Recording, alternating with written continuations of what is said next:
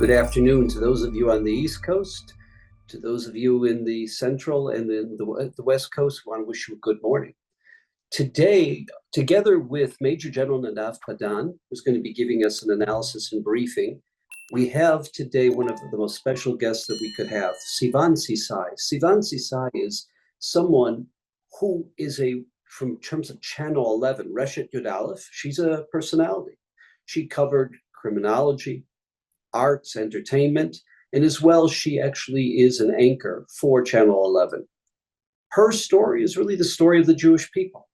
She's an outstanding person, and what she's going to convey to us in a conversation today is really a sense of the home front, of where the Israeli people are, close to 100 days into this war. And first and foremost, we want to introduce her. Sivan, thank you very much for joining us. Thank you, and thank you for everyone for watching. Sivan, could you share with us, as someone who's doing features for the news, you're speaking to literally the length and breadth of Israel, different demographics in the population. Give us your sense of the home front, of the psyche, of the mentality, not of the soldiers, which is extremely high, but the psyche and the mentality of people on the home front. So speaking as, of course, journalists, but also as just an Israeli here in Israel since October 7th, now 3 months into the war, it's rough. People are mainly just, I would say, surviving the daily day of being just an Israeli. I think almost every person in Israel has someone in their family, close family, friends that are either butchered on October 7th, either died in the field in Gaza, or being kidnapped to Gaza. Me, for example, I know I have a second cousin that died. He's from Golani. He died on October 7th in Be'eri. And I have a friend that was captivated in Hamas, with Hamas in Gaza, Shani Goren. She's released now.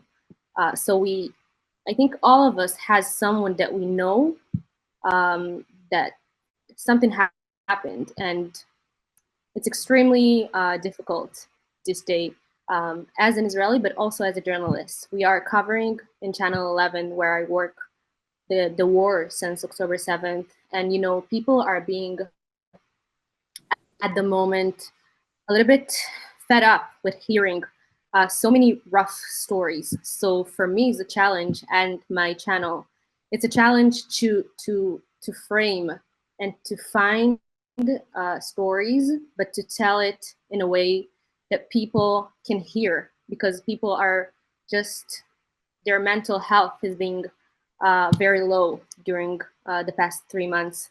So this is, I think, the challenge now, because the war is, we don't know when it's going to end.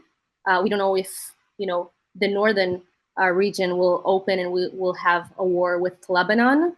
And so we do understand that it's a marathon, it's not a sprint, and we need to find a way to keep people with the highest moral that we can, because it is a marathon, and it will continue as we hear the Israeli government probably for the next few months. Over the course of the war, have you done a number of, let's say, individual features where you focused on a family, you focused on a community that was hit October 7th? And if you could share with us maybe some of those stories and some of the things that you've gleaned from that. So I was mainly responsible for covering the families of the hostages, and when the hostages brought back the first, deal, when 55 people coming back from Gaza. So I was responsible for being in the hospitals, speaking with the families, speaking with the hostages that were coming back. And since then, of course, we are also covering the families that didn't got to see their families coming back from Gaza. I think there are so many stories, really, so many stories to tell, and that I heard for the past 3 months. I remember being with in Soroka Hospital. It's in Be'er Sheva. I think on the first day of the 55 people coming back from Gaza, and I was with the family of Mia and Itai with their mom, and I remember being with her, and she didn't see her kids for 50 days. They were in Gaza. She didn't even know if this will eventually happen, because you hear that they are coming back, but you're not sure, because how can you trust terrorists? And I remember talking to her. The last time she saw them was when all three of them went to Mexico. They celebrated her 50th birthday in Mexico. All the three of them, they were coming back to Israel on Friday, and then both of her kids went to the Nova Festival on Saturday morning. And so she was just excited, but also frightening, because you don't know what are you getting. You have two amazing children, and you don't know what happened to them with these terrorists. And so there are so many stories to tell and to unfold, because as you know, a lot of the people right now are just now talking about what they have been through. I remember speaking with Chagai Levine. He's a doctor, famous doctor in Israel. He's helping all the families of the hostages and the hostages that came back. And he told me that they hear horrible stories of what happened in Gaza, and we in the media can share, or us in Israel knows only 1% of what happened there. Sexual assaults and just mental abuse, physical abuse, and to us understanding that it's almost 100 days that there are still over 100 people in Gaza without us knowing what's happening there.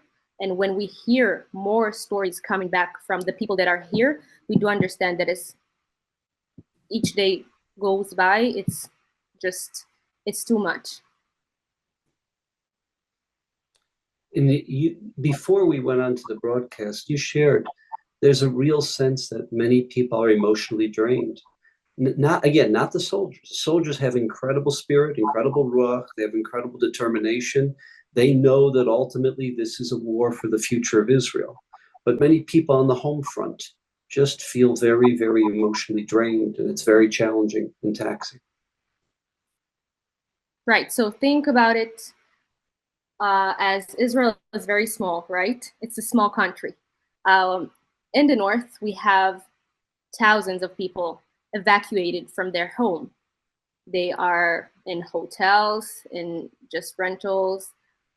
It's a war outside, and they are not in their safe place. In the south, there are so many people in the hotels in Tel Aviv and around Israel, and so there are so many people that are not in their home, but there's a war, and so it affects them mentally, it affects them financially. We hear about a lot of people that aren't able to pay their mortgage and to go to universities and to just continue their lives.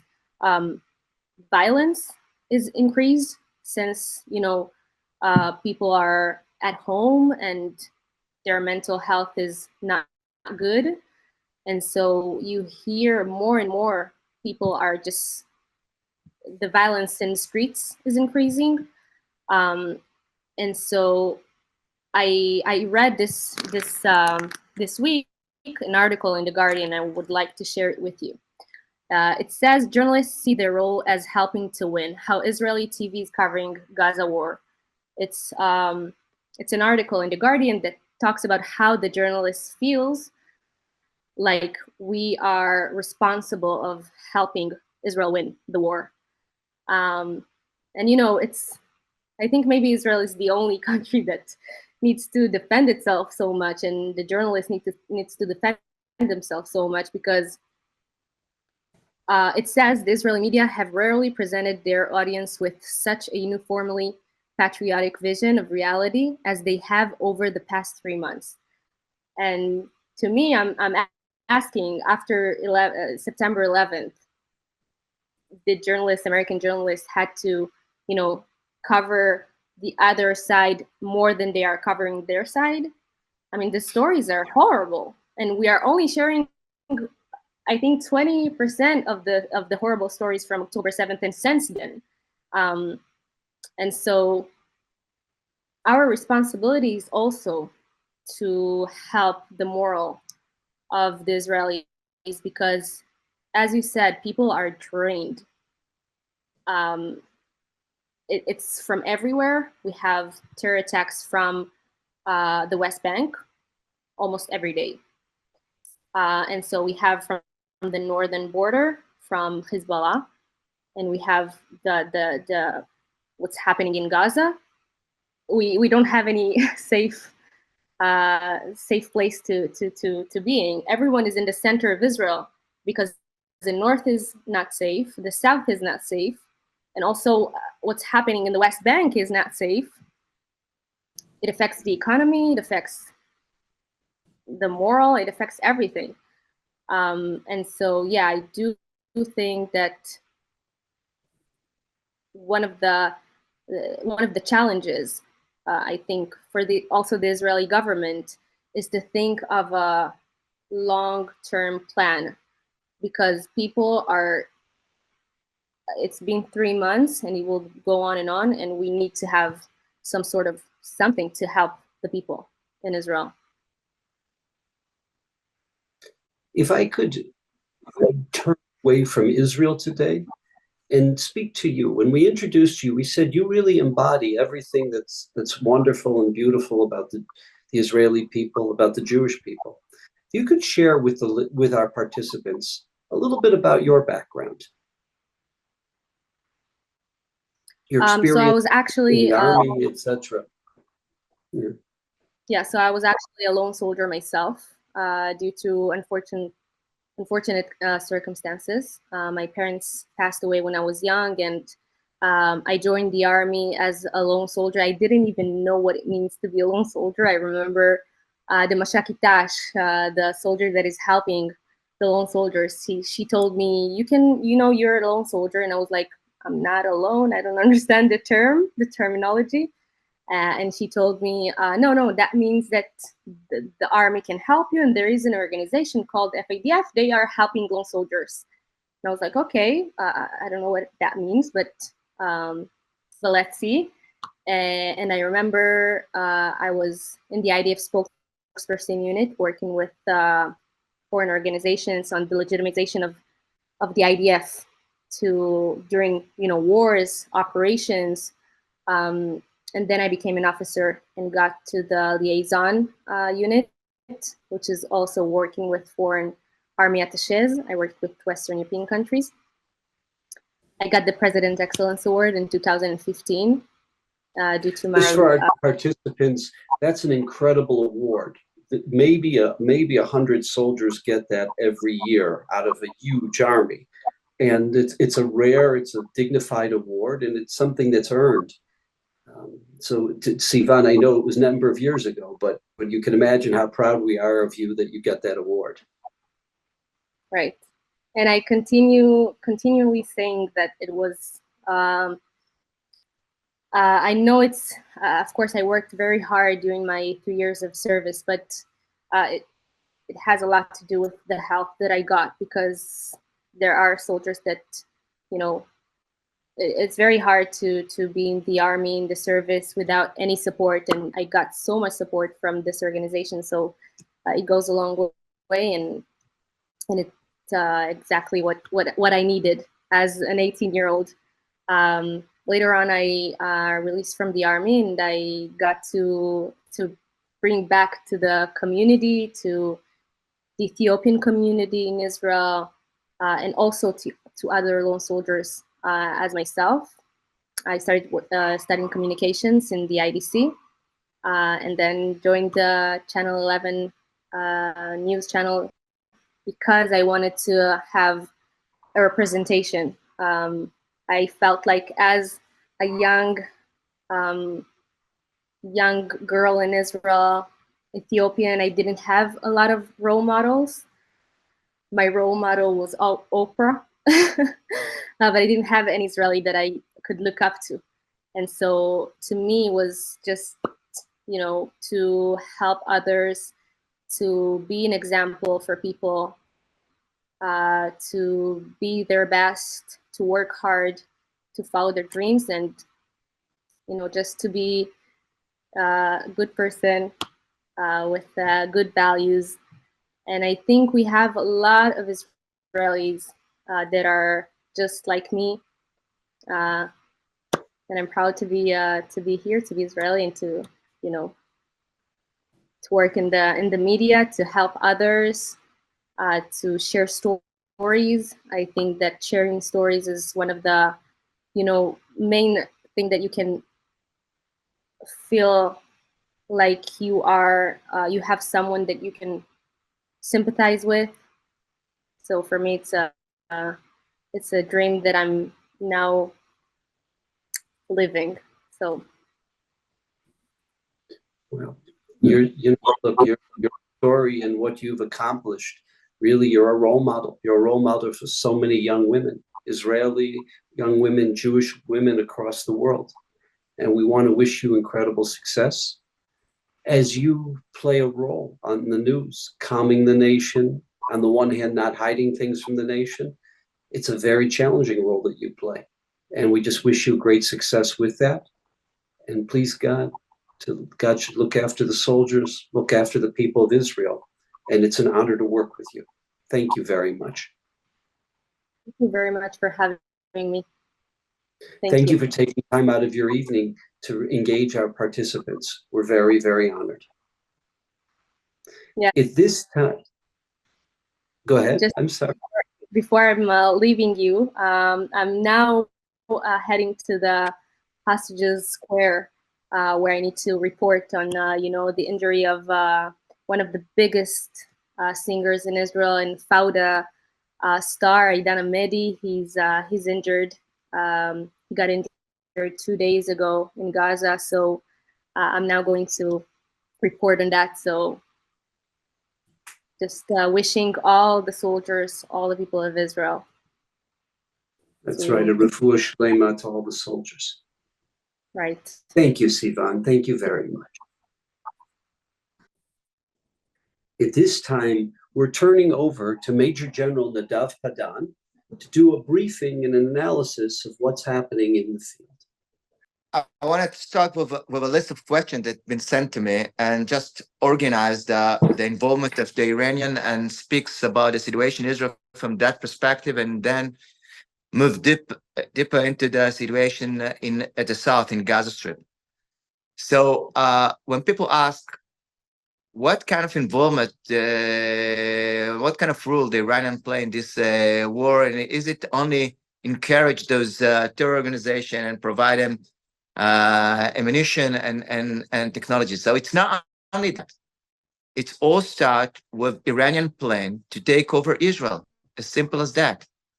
The militia in Iraq, in Syria, got a mission a few years ago to be prepared to attack Israel. The Houthis in Yemen got an order from the Iranian a few years ago to get prepared to attack Israel. What they have to do with us? They don't know us. The Iranian use all their militias and Shia proxies all over the Middle East to become part of the huge plan to destroy the state of Israel. And inside Israel, to start cooperating with kind of a different kind of sun, which is the Palestinian terror organization. They are not part of the Shia, but they're part of the mission of destroying Israel. So they are like temporary friend of the Iranian. When I'm saying temporary, I can tell you that the Iran could not care less about what happened in Gaza Strip. They are using them just for their own needs. So the Iranians thought that they will be able to recruit the Arab Israelis that lives inside Israel, the Palestinian, Judea, and Samaria, and Gaza Strip to become part of this war that will contain the Palestinian group inside Israel, the Hezbollah militia in Lebanon, the militia in Syria and in Iraq, and the Houthis. That with a huge support of the Iranian. Since a month ago, they didn't took responsibility for the attack in October 7. They said that they're not part of it, but they are supporting the wills of the Palestinian people to have freedom. Since months ago, they took responsibility. A minister in Iran took responsibility, and once they crossed the Rubicon, they're there. So we're not dealing with just with the challenge of Hezbollah or the challenge of Hamas in Gaza Strip. We're dealing with the challenge of the Iranian and the Middle East from strategic perspective. And when I go down to what happened from the north to the south, the update, I would say that Hezbollah keep the war, the friction along the border under the threshold of war, try to change the rule all over the border between Israel and Lebanon. By the way, if you hear the between the line of Nasrallah declaration last week, you can hear that he didn't close the door for diplomatic solution. And if I can say, if I was him, I would adopt this diplomatic solution with my two hands, because they already showed that they can sign agreement like they signed the 1701 agreement in 2006, and then slowly go back to the front line without Israel respond to that.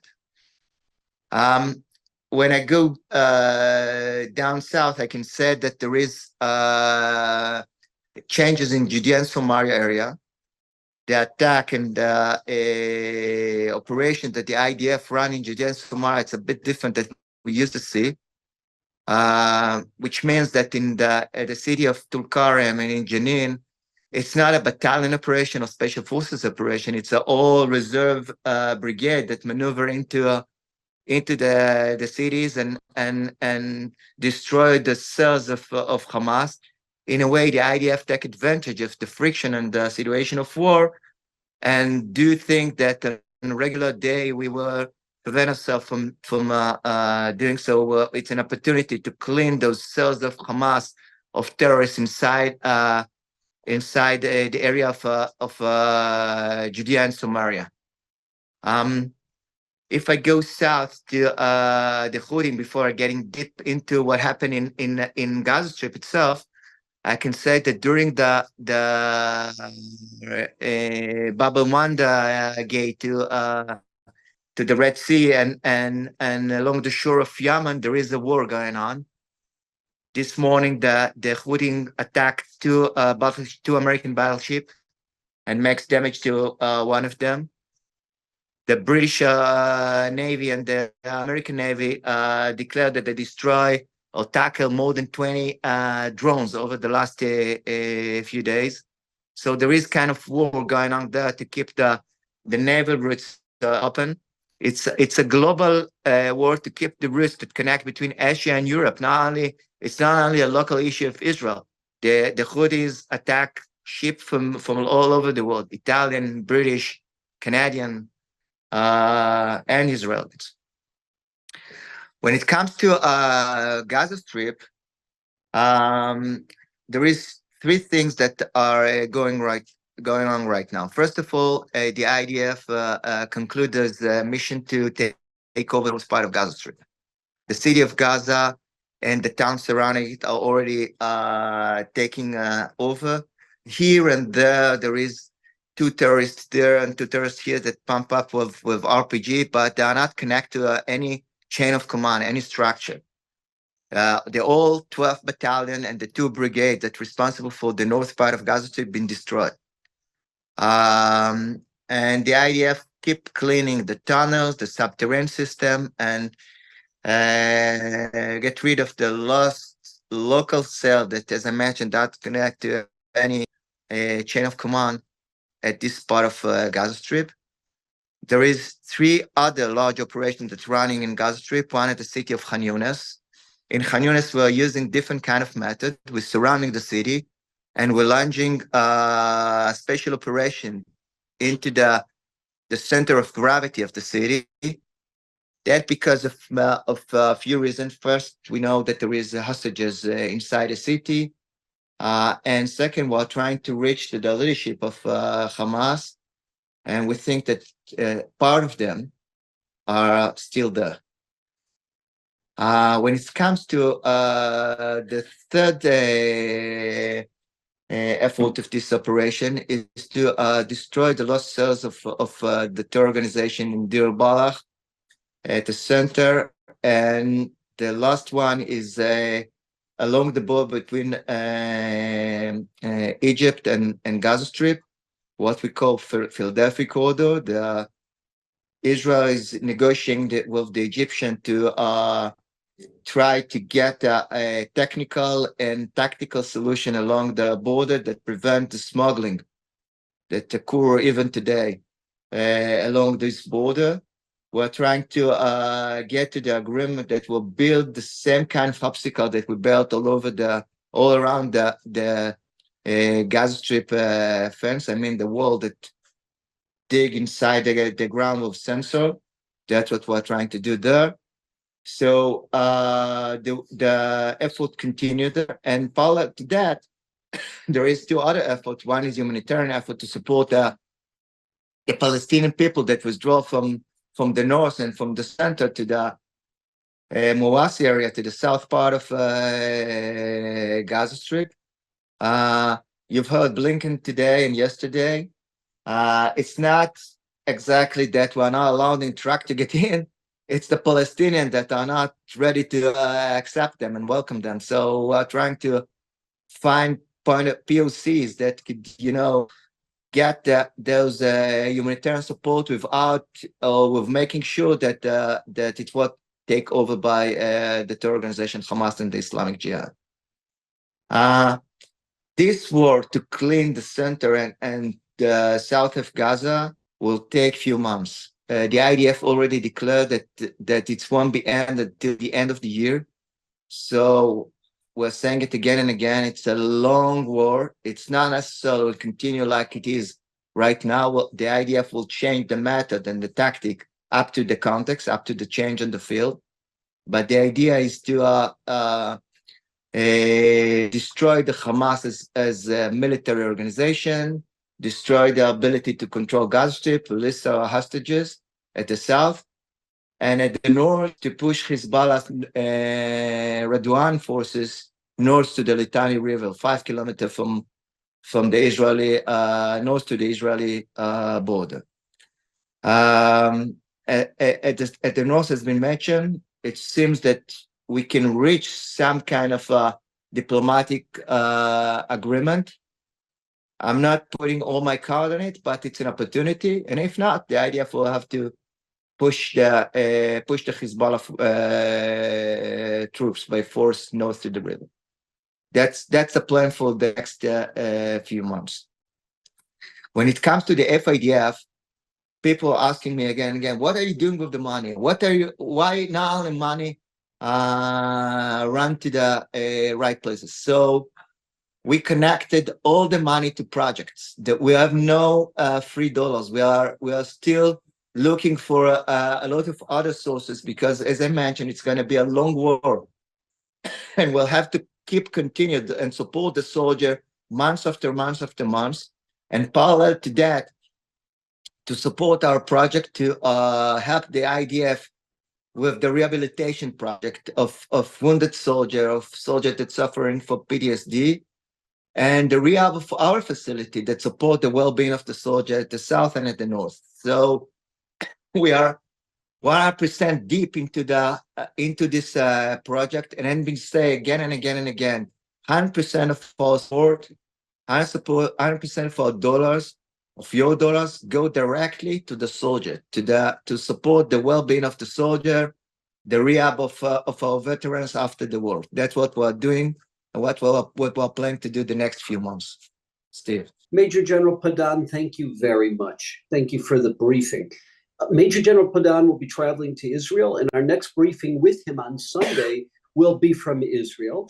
As well, those who, I know there've been a number of requested about the FIDF gear, Am Yisrael Chai Forever, the shirts, the hats, etc.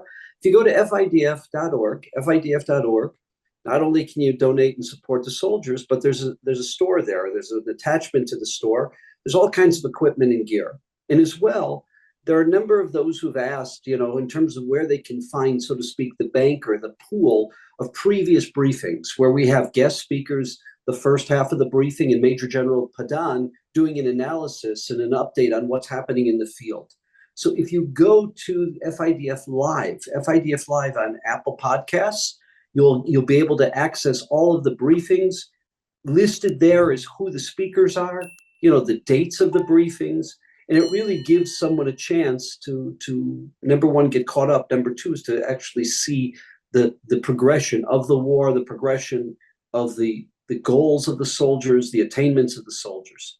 We want to wish everyone a wonderful week. Unless there's an emergency, something drastically changes, we'll be meeting with Major General Padan, who will be in Israel for Sunday's briefing. And we want to wish everyone a Shabbat Shalom, a meaningful weekend, peace to the soldiers, safety, security to the soldiers, and to the people of Israel. All the best.